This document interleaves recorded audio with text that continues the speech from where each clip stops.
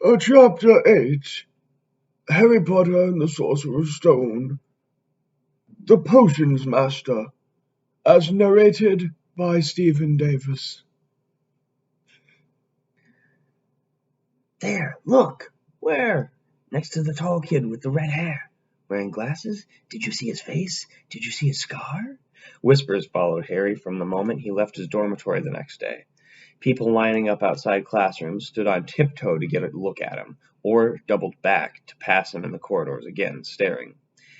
Harry wished they wouldn't, because he was trying to concentrate on finding his way to classes. There were 142 stairs at Hogwarts, wide, sweeping ones, narrow, rickety ones, and some that led somewhere different on a Friday, some with a vanishing step halfway up that you had to remember to jump. Then there were doors that wouldn't open unless you asked politely or tickled them in exactly the right place, and doors that weren't really doors at all, but solid walls just pretending to be doors. It was also very hard to remember where anything was because it all seemed to move around a lot. The people the people in the portraits kept going to visit each other, and Harry was sure the coats of armor could walk. The ghost didn't help either. It was always a nasty shock when one of them glided suddenly through a door you were trying to open.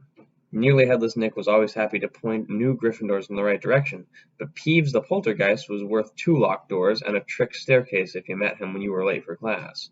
He would drop waste paper baskets on your head, pull rugs from under your feet, pelt you with bits of chalk, or sneak up behind you, invisible, grab your nose, and screech, "Gotcha, conk!" Even worse than Peeves, if that was possible, was the caretaker, Argus Filch. Harry and Ron managed to get on the wrong side of him on their very first morning.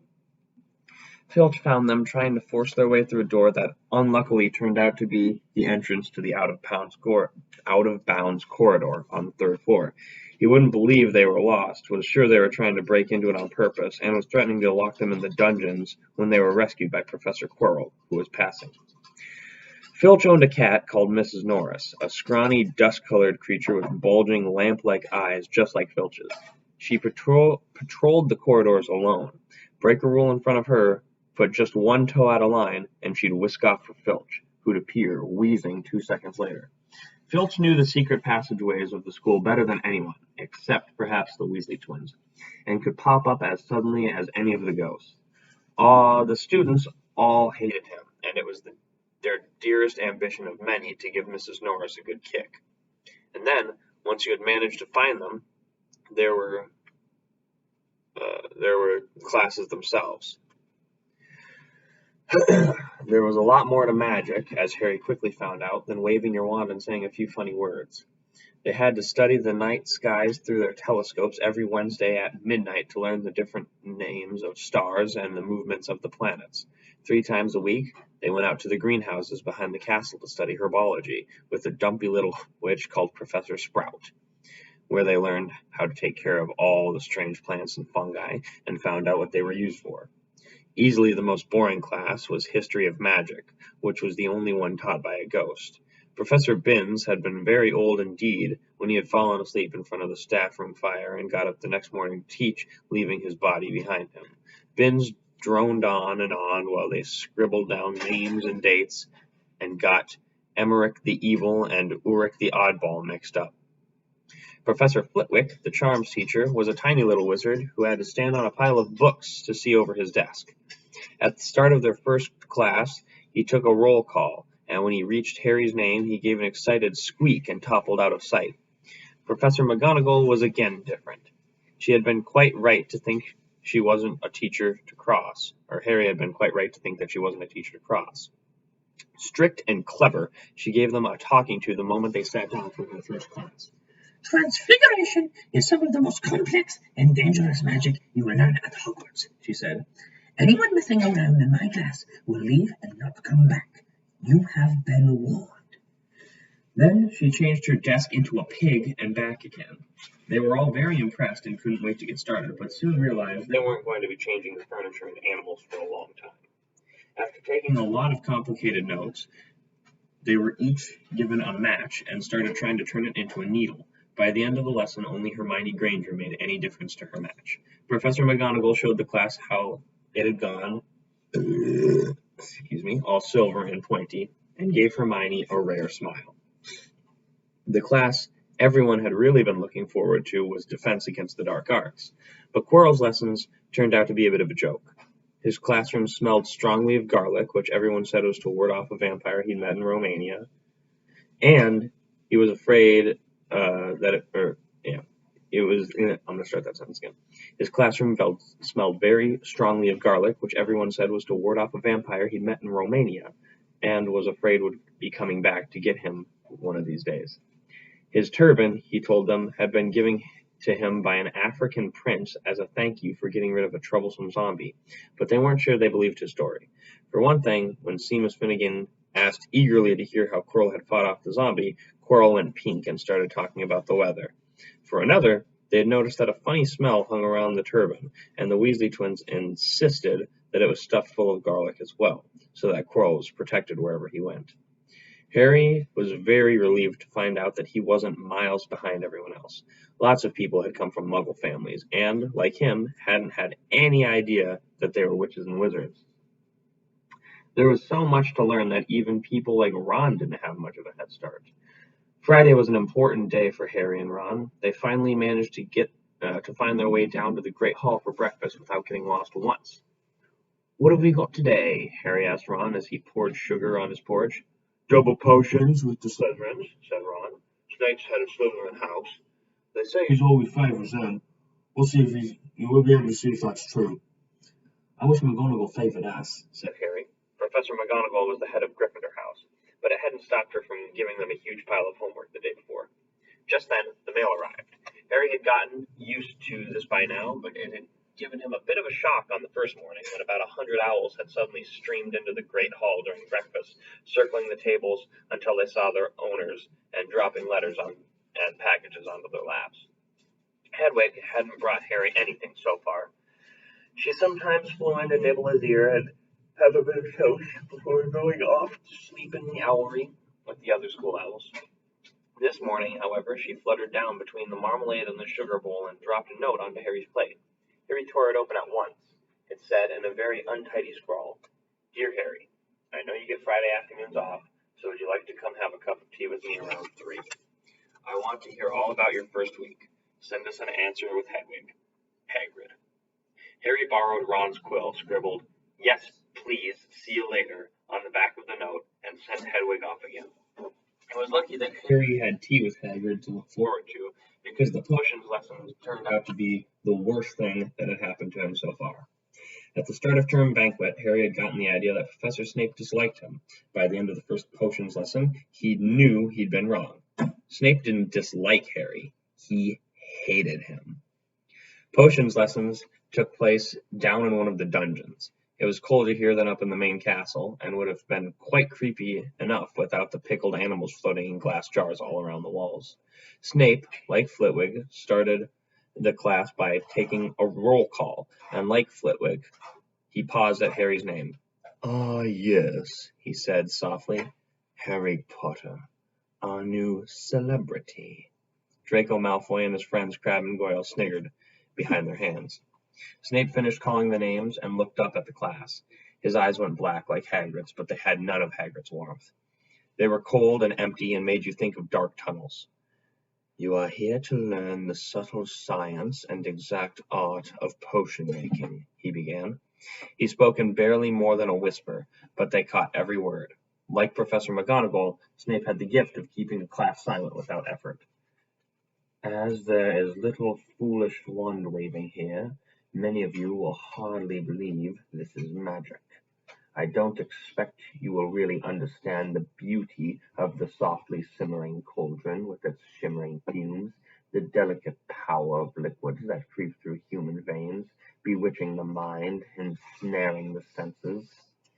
I can teach you how to bottle fame, brew glory, even stopper death, if you aren't as big a bunch of dunderheads as I usually have to teach."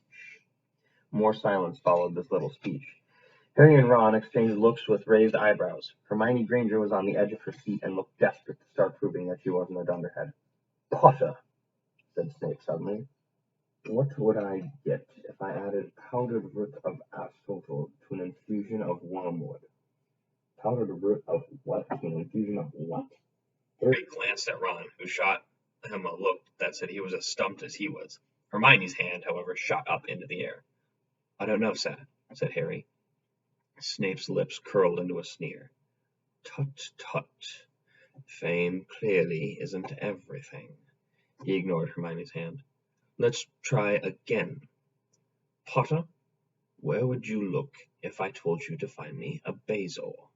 Hermione stretched her hand as high into the air as it would go without leaving her seat, but Harry didn't have the faintest idea what a Bezoar was.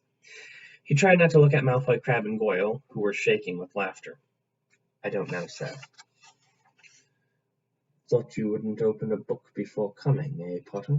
Harry forced himself to keep looking straight into those coal eyes. He had looked through his book at the Dursleys, but did Snape expect him to remember everything in 1,000 magical herbs and fungi? Snape was still ignoring Harry's quivering hand. What's the difference, Potter, between Monkshood and Wolfsbane? At this, Hermione stood up, her hand stretching toward this dungeon ceiling. I don't know, said Harry quietly. I think Hermione does, though. Why don't you try her? A few people laughed. Harry caught Seamus's eye, and Seamus winked. Snape, however, was not pleased. Sit down, he snapped at Hermione. For your information, Potter, asphodel and wormwood make a sleeping potion so powerful it's known as the Draught of Living Dead. A Bezoar is a stone taken from the stomach of a goat, and it will save you from your most poisons. As for Monkshood and Wolfsbane, they are the same plant, which also goes by the name of aconite. Well, why aren't you all copying that down? There was a sudden rummaging for quills and parchment. Over the noise, Snape said, and a point will be taken from Gryffindor House for your cheek, Potter. Things didn't improve for the Gryffindors as the potion lesson continued. Snape put them all into pairs and set them to mixing up a simple potion to cure boils. He swept around in his long black cloak, watching them weigh dried nettles and crush snake fangs. Criticizing almost everyone except Malfoy, whom he seemed to like, he was just telling everyone to look at the perfect way Malfoy had stewed his horned slugs when clouds of acid green smoke and loud hissing filled the dungeon. Neville had somehow managed to melt Seamus's cauldron into a twisted blob, and their potion was sweeping across the stone floor, burning holes into people's shoes. Within seconds, the whole class was standing on their stools, while Neville, who had been drenched in the potion when the cauldron collapsed, moaned in pain as angry red boils sprang up all over his arms and legs. Idiot boy! Snarled Snape, clearing the spilled potion away with one wave of his wand. I suppose you added the porcupine quills before taking the cauldron off the fire. Neville whimpered as boils started to pop up all over his nose. Take him to the hospital wing, Snape spat at Seamus. Then he rounded on Harry and Ron, who had been working next to Neville. You, Potter, why didn't you tell him not to add the quills? Thought he'd make you look good if he got it wrong, did you? That's another point you've lost for Gryffindor. This was so unfair that Harry opened his mouth to argue, but Ron kicked him behind the cauldron. Don't push it, he muttered. I've heard Snape can turn very nasty. As they climbed the steps up out of the dungeon an hour later, Harry's mind was racing and his spirits were low. He'd lost 2 points for Gryffindor in his very first week. Why did Snape hate him so much? Cheer up, said Ron. Snape's always taking points on Fred and George. Can I come and meet Hagrid with you? At 2 to 3 they left the castle and made their way across the grounds. Hagrid lived in a small wooden house on the edge of the Forbidden Forest. A crossbow and a pair of galoshes were outside the front door. When Harry knocked, they heard a frantic scrabbling from inside and several booming barks. Then Hagrid's voice rang out, saying, Bark, Fang, bark! Hagrid's big, hairy face appeared in the crack as he pulled the door open. Hang on, he said. Back, Fang! He let them in, struggling to keep a hold on the collar of an enormous black boarhound. There was only one room inside. Hams and pheasants were hanging from the ceiling. A copper kettle was boiling to an open fire. And in the corner stood a massive bed with patchwork quilt all over it. Make yourselves at home, said Hagrid, letting go of Fang, who bounded straight at Ron and started licking his ears. Like Hagrid, Fang was clearly not as fierce as he looked. "This is Ron," Harry told Hagrid, who was pouring boiling water into a large teapot and putting rock cakes onto a plate. "Another Weasley, eh?" said Hagrid, glancing at Ron's freckles. "I spent half my life chasing your twin brothers away from the forest." The rock cakes were shapeless lumps with raisins that almost broke their teeth, but Harry and Ron pretended to be enjoying them as they told Hagrid all about their first lessons. Fang rested his head on Harry's knee and drooled all over his robes. Harry and Ron were delighted to hear Hagrid call Filch "that old git." And as for that cat, Mrs. Norris, I'd like to introduce her to Fang sometime. You know, every time I go up to Stat's school, she follows me everywhere. Can't get rid of her. Filch puts her up to it. Harry had told Hagrid about Snape's lesson. Hagrid, like Ron, told Harry not to worry about it, that Snape hardly liked any of the students. "But he seemed to really hate me." "Rubbish," said Hagrid. "Why should he?" Yet Harry couldn't help thinking that Hagrid didn't quite meet his eyes when he said that. "How's your brother Charlie?" Hagrid asked Ron. "I liked him a lot. Great with animals." Harry wondered if Hagrid had changed the subject on purpose. Well, Ron told Hagrid all about Charlie's work with dragons. Harry picked up a piece of paper that was lying on the table under the tea cozy. It was a cutting from the Daily Prophet. Gringotts break-in latest. Investigations continue into the break-in at Gringotts on the 31st of July, widely believed to be the work of dark wizards or witches unknown. Gringotts goblins today insisted that nothing had been taken. The vault that was searched had in fact been emptied the same day. "But we're not telling you what was in there, so keep your noses out of it, if you know what's good for you," said the Gringotts spokesgoblin this afternoon. Harry remembered Ron telling him on the phone that someone had tried to rob Gringotts, but Ron hadn't mentioned the date. "Hagrid," said Harry, "that Gringotts break-in happened on my birthday. It might have happened while we were there."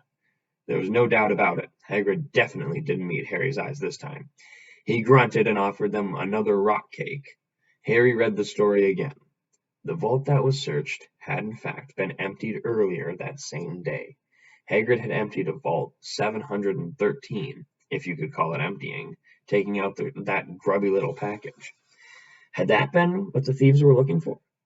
As Harry and Ron walked back to the castle for dinner, their pockets weighed down with rock cakes they'd been too polite to refuse, Harry thought that none of the lessons he'd had so far had given him as much to think about as tea with Hagrid. Had Hagrid collected that package just in time? Where was it now? And did Hagrid know something about Snape that he didn't want to tell Harry?